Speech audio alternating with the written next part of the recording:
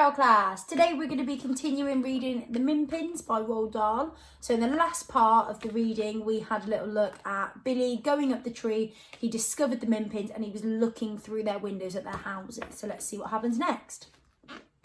When the sightseeing tour was over, little Billy sat down again on a large branch and said to the whole company of Minpins, "Look, I've had a lovely time with you all, but how am I ever going to get home again? My mother will be going crazy." "You can never get down from this tree," Don Mimmy said. "I've told you that. If you're stupid enough to try, you'll be eaten up in 5 seconds. "Is it the Splittler?" little Billy asked. "Is it the terrible blood-suckling, tooth-plucking, stone-chuckling Splittler?" "I've never heard of any Splittler," Don Minnie said. "The one waiting for you down there is the fearsome Gruncher, the red-hot, smoke-belching Gruncher. He grunches up everything in the forest. That's why we have to live up here. He has grunched up hundreds of humans and literally millions of Minpins. What makes him so dangerous is his amazing and magical nose.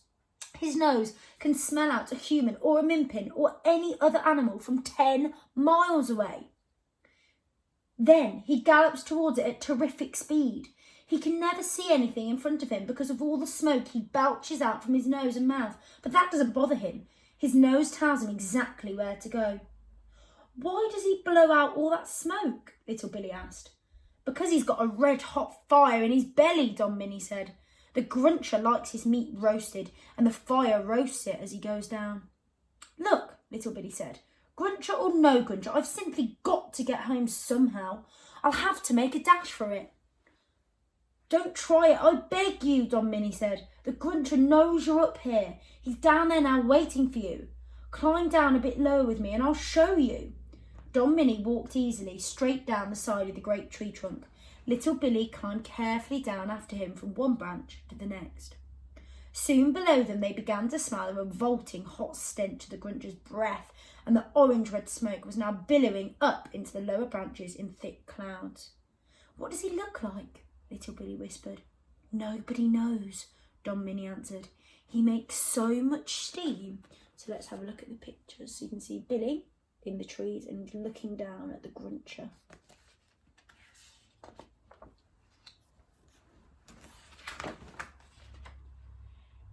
So he makes so much steam and smoke you can never see him. If you're behind him, you can sometimes catch a glimpse of little bits of him because all the smoke is being blown out in the front. Some Minpins say they've seen his back legs, huge and black and very hairy, shaped like lions' legs, but 10 times as big. And it is rumoured that his head is like an enormous crocodile's head, with rows and rows and rows of sharp, pointed teeth. But nobody really knows. Mind you, he must have gigantic nose holes to be able to blow out all that smoke. They stayed still listening, and they could hear the Gruncher pawing the ground at the base of the tree with his giant hooves and snorting with greed. "He smells you," Don Minnie said. "He knows you aren't far away. He'll wait forever to get to you now. He adores humans and he doesn't catch them very often. Humans are like strawberries and cream to him." "Oh, that's making me feel hungry." "You see, for months he's been living on a diet of Minpins, and 1,000 Minpins is not even a snack for him. The brute is ravenous." The word ravenous means when you're really, really hungry. So if you imagine you haven't had anything to eat all day, so your tummy's hurting, you're super duper hungry. Little Billy and Don Minnie climbed back up the tree to where all the other Minpins were gathered. They seemed glad to see little Billy come safely back. "Stay up here with us," they said to him. "We'll look after you." Just then, a lovely blue swallow alighted on a branch not far away, and little Billy saw a mother Minpin and her 2 children climb quite casually onto the swallow's back. Then the swallow took off and flew away with its passenger seated comfortably between its wings. "Good heavens!" cried little Billy. "Is that a special tame bird?" "Not at all," Don Minnie said. "We know all the birds. The birds are our friends. We use them all the time for going places.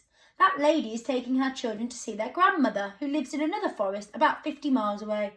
They'll be there in less than an hour." "Can you talk to them?" little Billy asked. "To the birds, I mean." "Of course we can talk to them," Don Minnie said. "We can summon them any time we want if we want to go somewhere. How else would we get our supplies of food up here? The red-hot Gruncher makes it impossible for us to walk anywhere in the wood." Do the birds like doing this for you? Little Billy asked. They'll do anything for us, Don Minnie said. They love us and we love them. We store food for them inside the tree so they don't starve when the icy cold winter comes along.